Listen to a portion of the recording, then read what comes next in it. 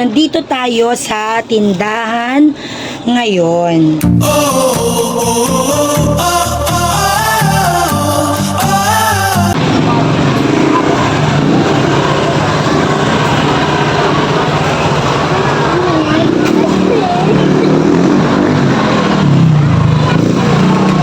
And wait lang, tutulong lang ako sa kanila dito sa ginagawa kong ito. Palagi kami nagpe-prepare ng ganito mga mi. So madilim dito mga mi.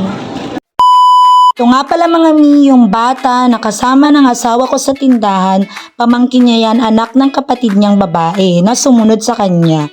At yung ananay niya ay kasama namin sa tindahan ko ng siomay. Mga mi, chinek ko nga itong mga pinamili namin at napansin ko na may yupi itong egg na malaki na binibenta namin. So, hindi ko alam kung ito ay mabibenta ko pa. Ito nga mga mi, yung pinitas ng asawa ko na LC, 20 pesos ang benta ko dyan mga mi. At ito naman ay 10 piso. Dahil may ilaw yung isa ay wala. Mga mi, kung mapapansin nyo, ito yung retail namin, ang bata ay dadampot-dampot na lang. Ito nga pala mga mi, yung kabibili lang namin nung Sabado na laruan doon sa ilalim ng Divisoria Mall. Kung mapapansin nyo, yung mga cars na yon ay nabawasan na ng 4, diba? Kung mapapansin nyo mga mi, ganyan kami mag-repack dito sa tindahan namin dahil ang mga laruan na to ay madaling mapasukan ng alikabok. Kung gusto mo ng ganyan sa laruan mo ay pwede mo tong gayahin, i-cover mo ng plastic ang inyong mga maliliit na laruan.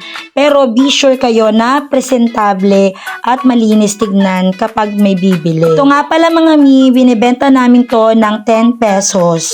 Napakalaking lollipop yan. At ito yung pinagmamalaki ko sa inyo na lagayan ko ng maliliit na laruan na may mga candies na maliliit din. Mga mi, kung mapapansin nyo, nilagyan ko na rin ng mga idle lace dito sa tindahan ko dahil ang mga bata ay bumibili ng mga kulay na ayon sa kanilang grade level. Mga mi, ang mga paninda na to ay maaari ninyong mabili dyan sa Divisoria at kayo na rin mismo ang tumawad para makatawad kayo ng mas mura sa kanila. Alam ko mga mi, natatakot kayo magsimula, feeling nyo walang kasiguraduhan kapag kayo ay nag-start or nahihirapan kayo magsimula dahil kulang kayo ng suporta. Pero gusto kong sabihin sa inyo na kung kinaya ko, kaya nyo rin. At kung may pangarap ka, yan ang simula ng lahat. Dahil meron tayong kasabihan, ang taong may tiyaga, may nilaga. Pero ang taong may sipag, diskarte at dasal, may negosyo na uusbong kahit sa maliit na lugar. Mga mi, hindi mo kailangan maging mahusay para magsimula. Kailangan mo lang magsimula para maging mahusay. Naniniwala kasi ako mga mi, kahit maliit na income, mas okay na kaysa sa walang income. Kaya kayo, huwag kayong hihinto sa lahat ng inyong ginagawa, lalo na't simulan nyo kung kayo ay mayroong pangarap sa buhay. Tignan nyo yung tindahan namin mga mi, isipin ninyo kung paano namin inaayos ang lahat ng paninda na meron kami.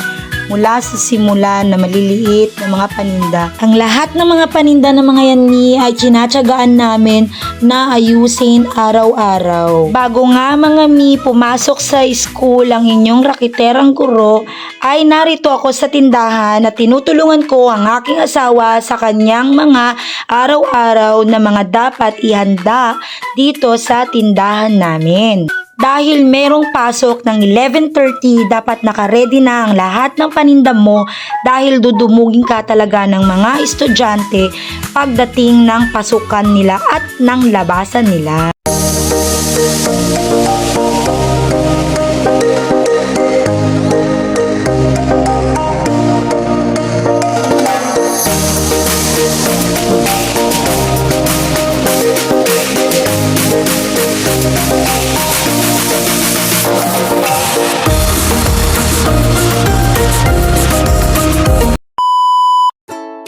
So mga mi, nandito na ako sa bahay at naligo ako dahil papasok na ako pero hindi pa ako nag-uniform.